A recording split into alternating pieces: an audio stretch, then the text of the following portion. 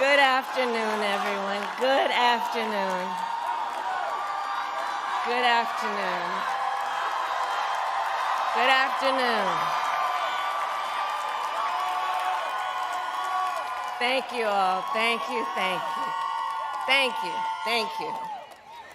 So let me say, and I love you back. And I love you back. So let me say, my heart is full today.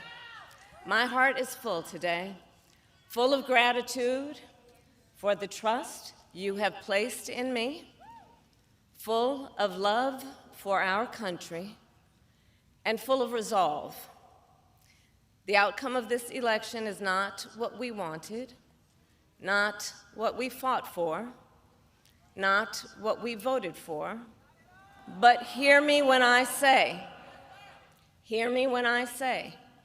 the light of America's promise will always burn bright.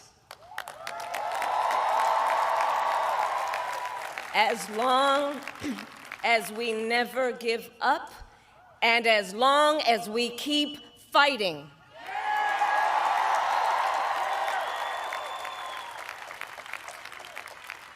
To my beloved Doug and our family, I love you so very much. To President Biden and Dr. Biden, thank you for your faith and support. To Governor Walz and the Walz family, I know your service to our nation will continue. And to my extraordinary team, to the volunteers who gave so much of themselves,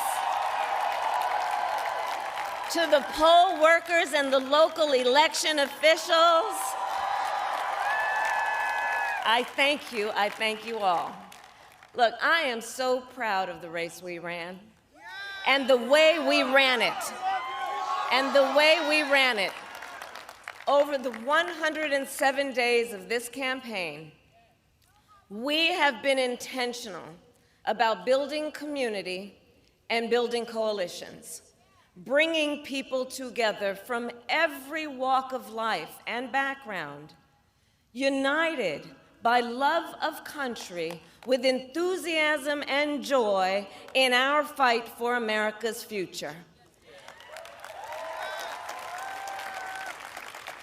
And we did it with the knowledge that we all have so much more in common than what separates us. Now, I know folks are feeling and experiencing a range of emotions right now. I get it. But we must accept the results of this election.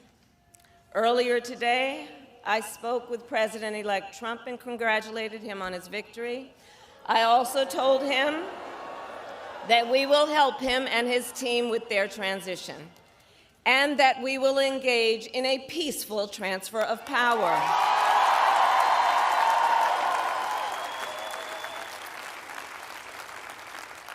A fundamental principle of American democracy is that when we lose an election, we accept the results. That principle, as much as any other, distinguishes democracy from monarchy or tyranny. And anyone who seeks the public trust must honor it. At the same time, in our nation, we owe loyalty not to a president or a party, but to the Constitution of the United States.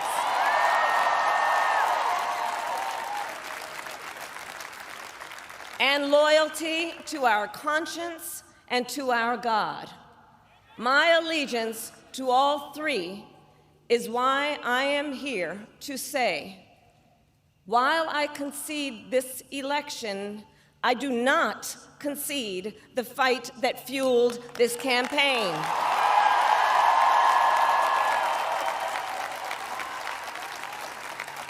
The fight for freedom, for opportunity, for fairness, and the dignity of all people. A fight for the ideals at the heart of our nation, the ideals that reflect America at our best. That is a fight I will never give up.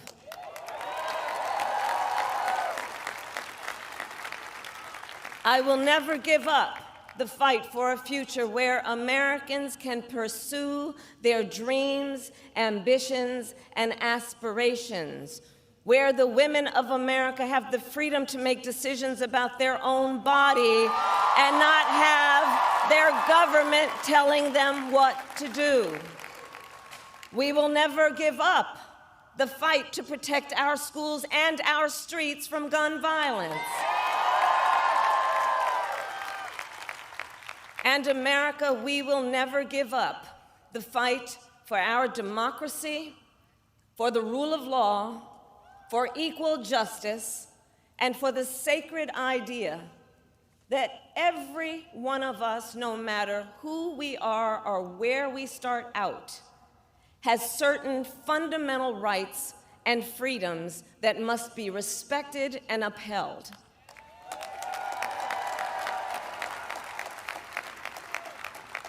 And we will continue to wage this fight in the voting booth, in the courts, and in the public square.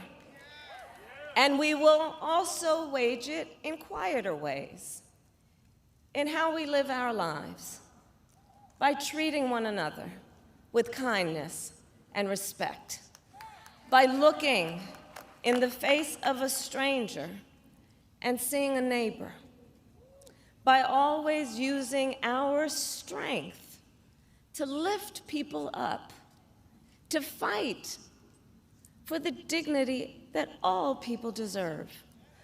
The fight for our freedom will take hard work, but like I always say, we like hard work. Hard work is good work.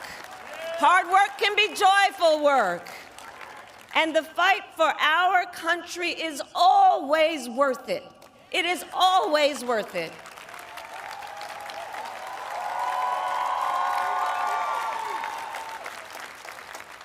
To the young people who are watching, it is, I love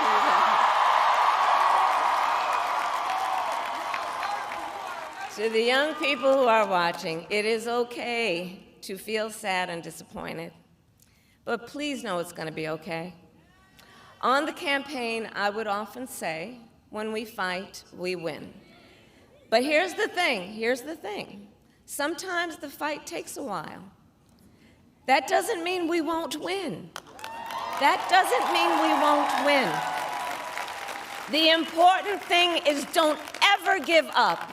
Don't ever give up. Don't ever stop trying to make the world a better place. You have power. You have power. And don't you ever listen when anyone tells you something is impossible because it has never been done before.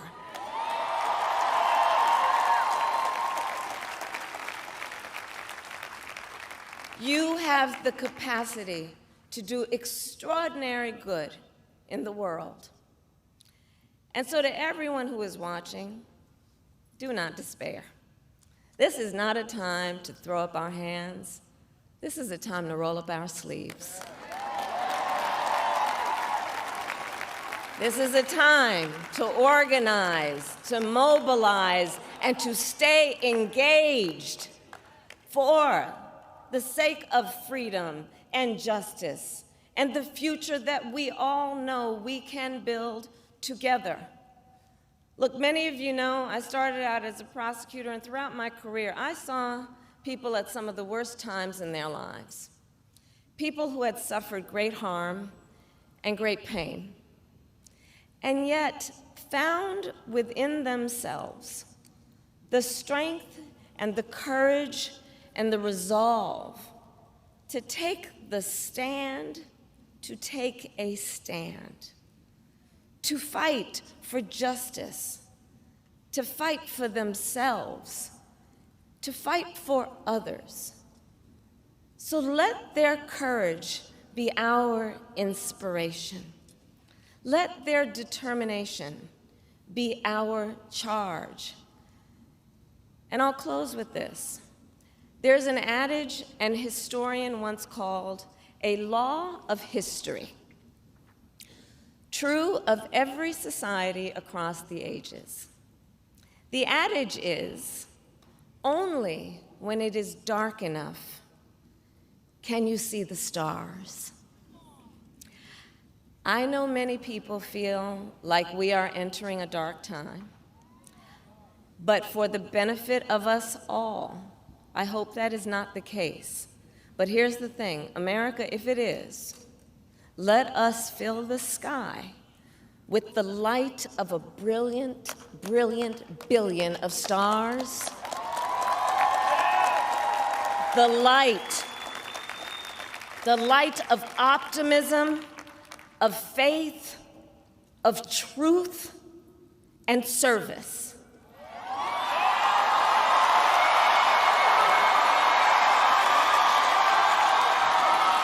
HU.